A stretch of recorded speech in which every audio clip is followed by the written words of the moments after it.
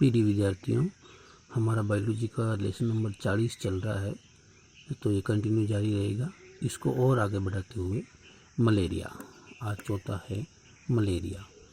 ये मलेरिया आपको पता है कि ज़्यादा जब मच्छर फैल जाते हैं, जिसकी वजह से अगर आपको मच्छर काटते हैं तो इनसे मलेरिया रोग हो जाता है। तो देखिए इसमें क्या होता है, प्लाज्मोडियम नामक प्रोटोजोआ से उत्पन्न होता है। ये भी एक प्रोटोजोआ जनित रोग ही है, क्योंकि हम लोग प्रोटोजोआ जनित रोग पढ़ रहे हैं। तो प्लाज्मोडियम नामक प्रोटोजोआ से उत्पन्न होता है। रोग का प्रसार मादा एनोफ्लीज मच्छर के काटने से होता है।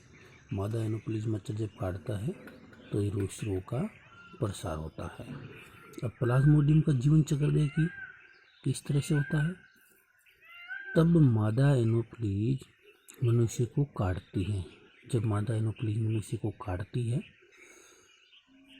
तब स्पोरोजोइट के रूप में प्लाज्मोडियम शरीर में प्रवेश करते हैं।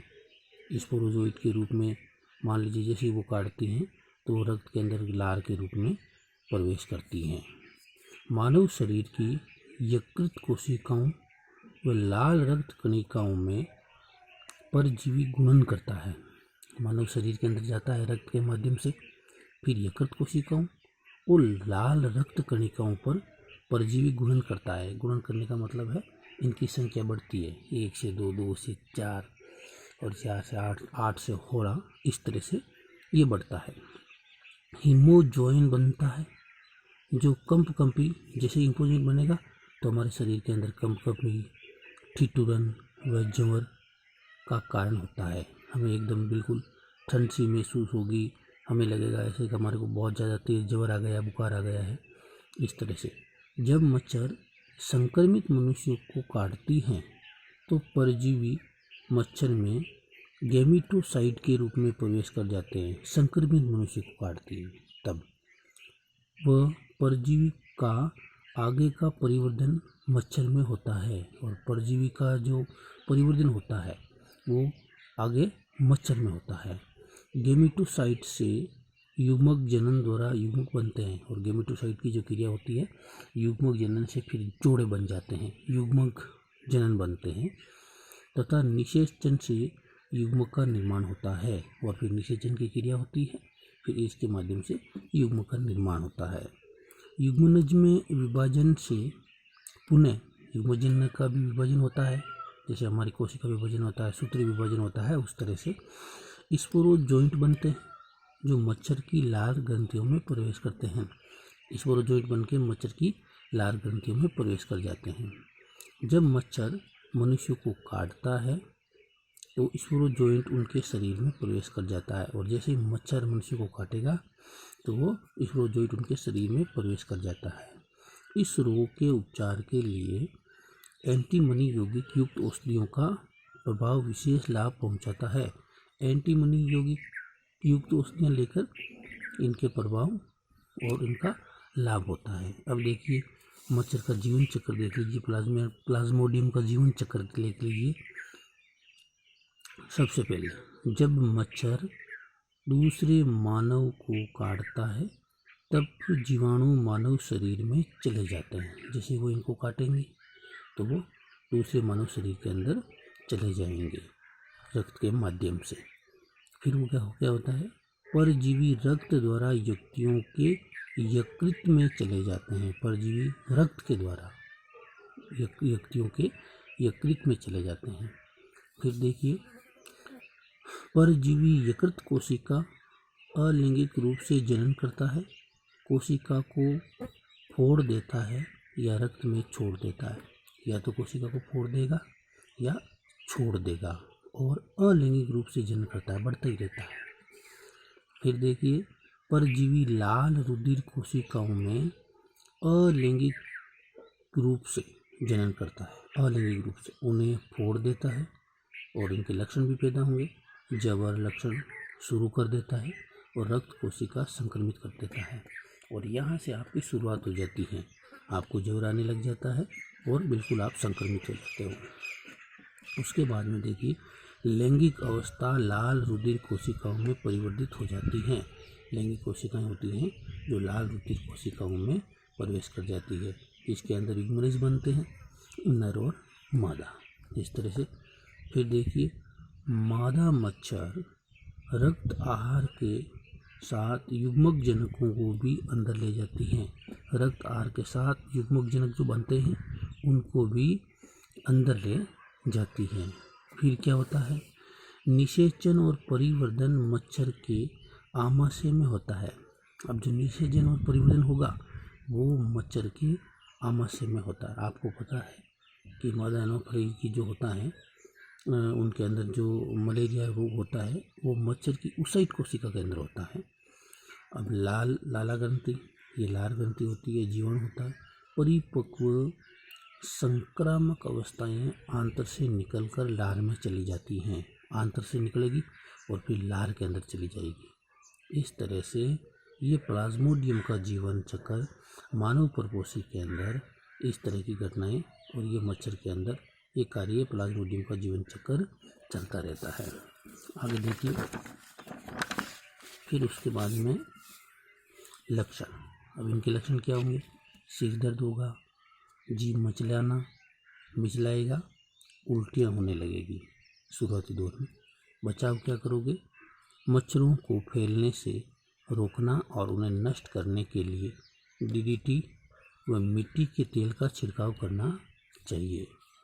5वां है लीशमैनियासिस, जैसे कालाजार, तो इसका नाम हो जाएगा लीशमैनिया डोनोवनी द्वारा। ये जो कालाजार होता है ये लीशमैनिया डोनोवनी द्वारा उत्पन्न होता है। लक्षण क्या है, शरीर के विभिन्न भागों में फोड़े समान उभार बना देती है। फोड़े होते हैं जिसके समान उभर कर आ जाते हैं और उभार बना देती हैं। 6 देखिए, ट्राइकोमोनियासिस, ये होता है ट्राइकोमोनास वेजाइनेलिस द्वारा होता है। अभी हम लोग प्रोटोजोआ जनित रोग पढ़ रहे हैं।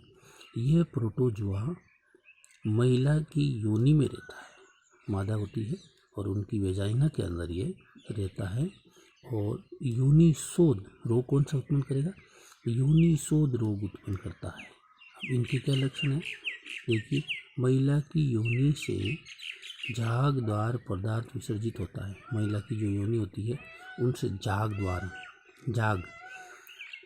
पदार्थ विसर्जित होते हैं।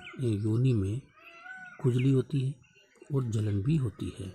इस तरह से 7वां है टैक्सीप्लाज्मोसिस, ये टॉक्सप्लाज्मा गोंडियाई से उत्पन्न होता है।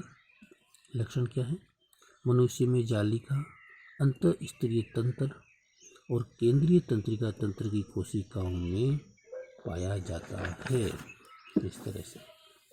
इस तरह से हम लोग प्रोटोजोआ जनित रोग पढ़ रहे थे जो पूरे हो गए हैं। अब हम पढ़ेंगे हेल्मिंथीज जनित रोग। हेल्मिंथीज जनित रोग, इसका पहला है एस्केरियासिस, ये गोलकृमि एस्केरिस द्वारा होता है। गोलकृमि, लक्षण क्या है, तीव्र निमोनिया कर सकते हैं, ज्वर, आंत्र का अवरोध और घबराहट उत्पन्न करते हैं। अगला है दूसरा एंटेरोबिस वर्मिकुलेरिस द्वारा उत्पन्न होता है। लक्षण क्या है, गुदा के चारों ओर खुजली होती है। गुदा होता है, उनके चारों ओर खुजली हो जाती है और सोते समय बालक दांत पीसता है, जैसे दांत पीसता है सोते समय बालक, तथा बिस्तर में पेशाब कर देता है और बिस्तर के अंदर पेशाब भी हो जाता है। इस तरह से नोट, लड़कियों में कृमि योनि में प्रवेश कर वेजिनिटिस रोग उत्पन्न कर देता है। लड़कियों की योनि के अंदर प्रवेश करके वेजिनिटिस रोग उत्पन्न करता है। तीसरा है गिनी कृमि रोग, ड्रैकुलस द्वारा उत्पन्न होता है। इसे गिनी कृमि या नारू नाम से जाना जाता है। नारू ये पहले गाँव के अंदर बहुत ज़्यादा होता था इस तरह से, क्योंकि लोग जो तालाब का पानी या गंदा पानी पीते थे जिसकी वजह से ये रोग ज़्यादा होता था। लक्षण, संक्रमित रोगी में अंडपूर्ण मादा भ्रूण को मुक्त करने के लिए जब मनुष्य की त्वचा से बाहर निकलने का प्रयास करती हैं तो उस स्थान पर खुजली या जलन होती है। जैसे वो बाहर निकलने का प्रयास करती है। उपचार क्या करोगे? कृमि को शल्य चिकित्सा क्रिया द्वारा बाहर निकाला जाता है। शल्य क्रिया द्वारा आजकल नई तकनीक आ गई है मेडिसिन की, जिसके माध्यम से इनको बाहर निकाला जाता है। इससे कृमि के अब गाँव के अंदर देखो इसका कैसे उपचार करेंगे। गाँव में लकड़ी के लपेट कर, लकड़ी होती है छोटी सी डंठल, उसके लपेट कर धीरे धीरे इसको रोज का एक आटा लगाया जाता है, धीरे धीरे खींच कर बाहर निकाला जाता है। अब लेकिन होता क्या है, इनसे थोड़ा सा डर भी होता है। इससे कृमि के टूटकर अंदर ही रह जाने की संभावना रहती है, इसलिए लोग ऐसा नहीं करके शल्य क्रिया द्वारा इसको बाहर निकालते हैं। चौथा है टीनियसिस। फीता कृमियों की कई जातियों से उत्पन्न होता है। कौन? टीनियसिस। लक्षण क्या है? उदर में पीड़ा होने लगती है, रक्तहीनता की स्थिति भी हो जाती है और भूख अधिक लगती है। तो प्रिय विद्यार्थियों, आपका लेसन नंबर 40 आगे भी जारी रहेगा। तब तक के लिए नमस्कार।